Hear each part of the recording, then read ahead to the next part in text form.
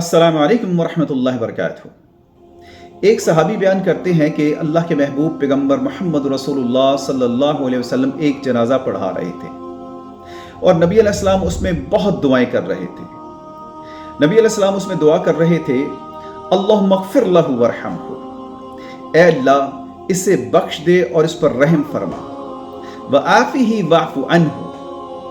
और इसके साथ आफियत वाला मामला फरमा और दरगुजर फरमा, व अकरिम नुज़ुलहू, और इसकी बेहतरीन मेहमान नवाजी फरमा,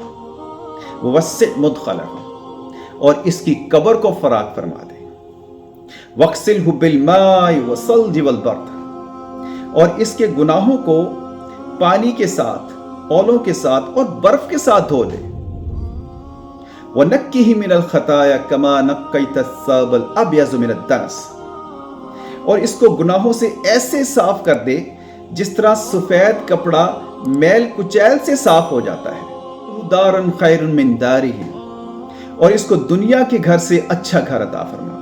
व अहलन खैरुन मिन अहलिही, और घर वालों से अच्छे घर वाले अता फरमा, व ज़ौजन खैरुन मिन ज़ौजिही, और इसकी बीवी से बेहतर बीवी अता फरमा, व अदखिलहुल जन्ना, और ऐ परवरदिगार इसे जन्नत में दाखिल फरमा दे, व अइज़हु मिन अज़ाबिल क़ब्र व मिन अज़ाबिन नार, ऐ अल्लाह इसे जन्नत में दाखिल फरमा दे और इसे कब्र के अजाब और आग के अजाब से बचा दे। सुभान अल्लाह। वो सहाबी कहते हैं कि मेरे दिल में ये ख्वाहिश पैदा हुई, ये हसरत पैदा हुई कि काश इस मैयत की जगह मैं होता और नबी अलैहिस्सलाम ये सारी की सारी दुआएं मेरे लिए पढ़ रहे होते। लेकिन आजकल के मुसलमान के लिए बड़ी ही बदबख्ती की बात है,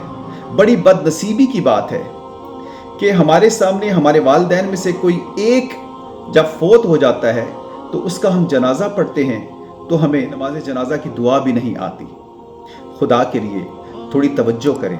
एटलीस्ट आप नमाज जनाजा की दुआ तो सीख लें